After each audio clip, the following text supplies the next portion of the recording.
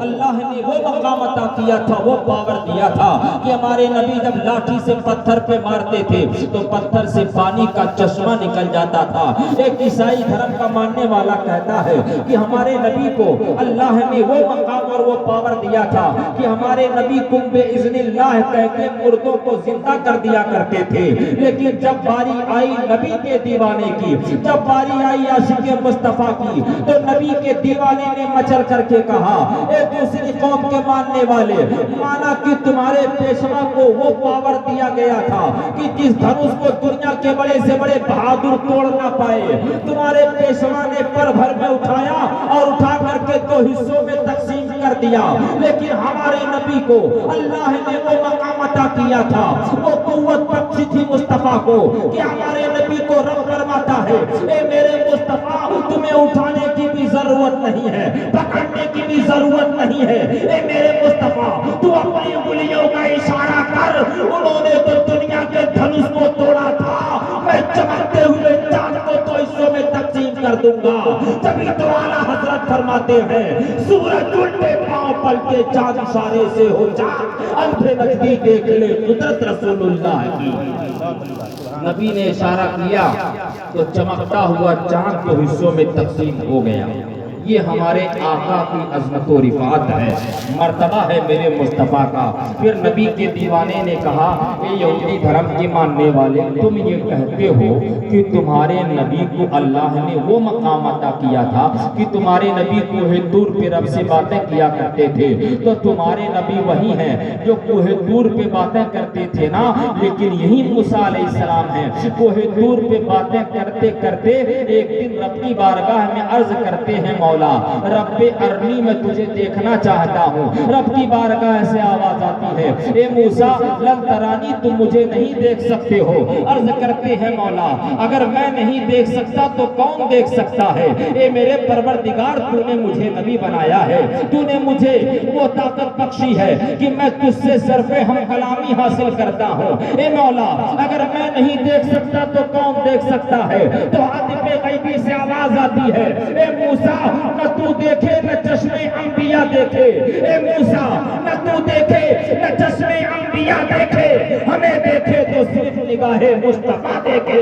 اور اللہ کے رسول فرماتے ہیں رأیت ربی فی احسن صورہ، کہ میں نے اپنے رب کو ایک اچھی صورت میں دیکھا ہے۔ یہ سرکار فرماتے ہیں، کیا کہتے ہیں سرکار؟ رأیت ربی فی احسن صورہ، کہ میں نے اپنے رب کو ایک اچھی صورت میں دیکھا ہے۔ کسی نے کہا مولانا رب تو جسم و جسمانیات سے پاک ہے، اللہ تو صورت سے بھی پاک ہے، اللہ تو ہاتھ سے بھی پاک، زبان سے بھی پاک، پاؤں سے بھی پاک، جسم و جسمانیات سے جب رب پاک ہے تو مصطفیٰ نے اچھی صورت میں دیکھا کیسے؟ ہم نے کہا سنی مسلمانوں اگر کوئی تم سے سوال کرے تو تمہیں سوال میں الجھنے کی ضرورت نہیں ہے، بس اتنا کہہ دینا دکھانے والا رب جانے یا دیکھنے والے مصطفیٰ جانے۔ ہم سرکار نے کہا تو ہم نے مان لیا، کیونکہ سرکار کے کہنے سے ہی ہم نے سب مانا ہے۔ تو جب مصطفیٰ نے کہہ دیا کہ ہم نے دیکھا ہے تو ہم نے مان لیا ہے۔ برادران ملت اسلامیہ، میں بتا جا رہا تھا یہودی دھرم کے ماننے والے نے کہا تھا کہ میرے نبی کو اللہ نے وہ پاور دیا تھا، وہ طاقت دی تھی کہ میرے نبی لاٹھی سے پتھر پہ مارتے تھے تو پتھر سے پانی کا چشمہ نکل جاتا تھا، لیکن عاشق مصطفیٰ نے کہا مانا کہ تمہارے نبی کو وہ پاور دیا گیا تھا کہ تمہارے نبی لاٹھی سے پتھر پہ ضرب کرتے تھے تو پتھر سے پانی کا چشمہ نکلتا تھا، لیکن آؤ دیکھو اللہ نے اپنے پیارے محبوب کو کیا مقام عطا کیا تھا۔ رب فرماتا ہے اے میرے مصطفیٰ تمہیں لاٹھی پکڑنے کی ضرورت نہیں ہے، اے میرے محبوب تمہیں پتھر پہ ضرب کرنے کی بھی ضرورت نہیں ہے، تم اپنی انگلیوں کا اشارہ کرو، میں انگلیوں کی ہر کھائیوں سے پانی کا چشمہ جاری کر دوں گا۔ جب اعلیٰ حضرت کی نظر اس حدیث پاک پر پڑتی ہے تو پکار کر کے کہتے ہیں انگلیاں ہیں فیض پر، ٹوٹے ہیں پیاسے جھوم کر، ندیاں پنجاب رحمت کی ہیں جاری۔ واہ واہ آپ نے انگلیوں کا اشارہ کیا تو انگلیوں کی ہر کھائیوں سے پانی کا چشمہ جاری ہو گیا۔ برادران ملت اسلامیہ، یہ میرے آقا کی عظمت و رفعت ہے، یہ میرے آقا کی شان ہے۔ اللہ کے رسول سرکار دو عالم صلی اللہ تعالیٰ علیہ وسلم کی عظمت و رفعت اگر کوئی انسان بیان کرنا چاہے تو قطعی بیان نہیں کر سکتا ہے۔ برادران ملت اسلامیہ، پھر نبی کے دیوانے نے کہا، اے عیسیٰ علیہ السلام کے ماننے والے، تمہارے نبی مردوں کو قم بإذن اللہ کہہ کے زندہ کر دیا کرتے تھے۔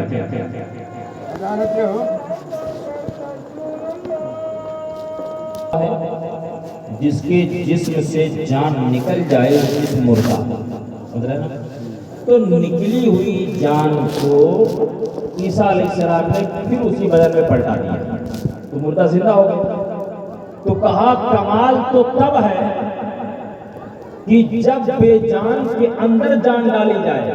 کمال یہ تھوڑی نہ کہ نکلی ہوئی جان کو پلٹا دیا جائے، حالانکہ کمال ہے، معجزہ ہے نبی کا، لیکن اللہ نے اپنے نبی کو وہ معجزہ دیا تھا کہ ابو جہل مٹھی میں کنکری لے کر کے آیا اور کہا بتاؤ کہ میری مٹھی میں کیا ہے، اگر بتا دیے تو نبی مان لوں گا۔ اللہ کے رسول نے اشارہ کیا تو بے جان کنکریوں نے نبی کی مٹھی، بے جان کنکریوں نے ابو جہل کی مٹھی میں کلمہ پڑھنا شروع کر دیا، اور شاعر لکھتا ابو جہل ہاتھوں میں کنکریاں لایا تو سرکار نے ان کو کلمہ پڑھایا۔ ابو جہل ہاتھوں میں کنکریاں لایا تو سرکار نے ان کو کلمہ پڑھایا، مگر پھر بھی ایمان وہ ناری نہ لایا، پلٹ کر وہ بھاگا تھا دن دن دنادن۔ یہ میرے آقا کی عظمت و رفعت ہے کہ مصطفیٰ نے بے جان کنکریوں کے اندر بھی جان ڈال دیا۔ کمال یہ ہے کہ جس کے اندر جان ہی نہ ہو اس کے اندر جان ڈال دیا جائے۔ برادران ملت اسلامیہ، اللہ کا بے پناہ احسان ہے کہ پروردگار نے ہمیں ماہ ربیع النور تک پہنچایا، اور اس مبارک مہینے میں ہم آ چکے ہیں، اور اس مہینے کی 12 تاریخ کو ہمارے سرکار کی ولادت کا دن ہے، اور ہمیں چاہیے کہ اس دن خوب خوشیاں منائیں، کیونکہ مسلمانوں سب کچھ تو دیا ہوا سرکار ہی کا ہے، ہمارا کچھ ہے، ہمارا کچھ بھی نہیں، سب میرے مصطفیٰ کا ہے، سمجھ رہے ہیں نا؟ اس لیے اپنے نبی کے نام پر اپنے گھروں کو سجائیں، اپنے گھر کے علاقے محلے کو، گلیوں کو، مسجدوں کو، مدرسوں کو سجائیں، سمجھ رہے ہیں نا؟ یہ میرے آقا کی عظمت و رفعت ہے جو میں بیان کر رہا تھا۔ لیکن ایک بات میں اور آپ کو بتاؤں کہ اللہ کے رسول سرکار دو عالم صلی اللہ تعالیٰ علیہ وسلم کے ایک چہیتے صحابی جن کا نام حضرت دہیہ کلبی رضی اللہ تعالیٰ عنہ ہے، اور یہ اتنے خوبصورت تھے، اتنے حسین و جمیل تھے کہ ان کی شکل میں حضرت جبریل بھی وہی لے کر کے آئے، اتنے خوبصورت تھے یہ صحابی رسول۔ تو ابھی یہ دہیہ کلبی رضی اللہ تعالیٰ عنہ ایمان نہیں لائے تھے، ایمان لانے سے پہلے سرکار کی نظر حضرت دہیہ کلبی کے اوپر پڑی۔ جب مصطفیٰ نے دیکھا حضرت دہیہ کلبی کو نا، تو اللہ کے رسول ہاتھ کو اٹھا کر کے دعا کرنے لگے، میرے پروردگار اس نوجوان کو ایمان کی دولت سے مالا مال کر دے۔ دعا کیا مصطفیٰ نے۔ اب بتائیں کہ سرکار جس کے لیے دعا کرتے وہ قبول نہ ہو، ایسا ہو ہی نہیں سکتا ہے۔ اعلیٰ حضرت فرماتے ہیں اجابت کا صحرا، عنایت کا جوڑا، دلہن بن کے نکلی دعائے محمد رسول اللہ نے دعا کیا، دہیہ کلبی سرکار کی بارگاہ میں حاضر ہو گئے اور عرض کرتے ہیں یا رسول اللہ، میں تو کلمہ پڑھ کر کے مسلمان ہو جاتا، لیکن یہ میرے آقا میں اتنا بڑا گنہگار ہوں، اتنا بڑا پاپی ہوں کہ یا رسول اللہ میرے گناہ کو اللہ کبھی معاف ہی نہیں کرے گا۔ سرکار فرماتے ہیں دہیہ کلبی تم سے کون سا گناہ ہوا بتاؤ؟ عرض کرتے ہیں یا رسول اللہ میں جس قبیلے میں رہتا ہوں اس قبیلے کا سردار ہوں، اے میرے آقا ایک اس قبیلے کے اندر جتنی بچیاں پیدا ہوتی تھی سرکار میں نے ان تمام بچیوں کو اپنے ہاتھوں سے زندہ قبر میں دفن کروایا ہے۔ آپ بتائیں سرکار کے دنیا میں آنے سے پہلے یہ ماحول تھا، اگر کسی کے گھر بچی پیدا ہوتی تو اسے منحوس سمجھ کے زندہ قبر میں درگور کر دیا جاتا، اور یہی کام دہیہ کلبی کرتے تھے۔ عرض کرتے ہیں سرکار ایک تو نہیں بلکہ سینکڑوں بچیوں کو میں نے انہی ہاتھوں سے زندہ قبر میں دفن کیا ہے۔ جیسے ہی سرکار نے اتنا سنا ہے، سرکار زاروں قطار رونے لگے، اور سرکار کا رونا دیکھ کر کے حضرت دہیہ قلبی بھی رونے لگے۔ ادھر دہیہ قلبی رو رہے ہیں، ادھر سرکار رو رہے ہیں۔ اتنے میں اللہ تبارک و تعالیٰ نے جبریل کو بھیجا اور کہا جبریل جاؤ میرے مصطفیٰ کو مژدہ سناؤ۔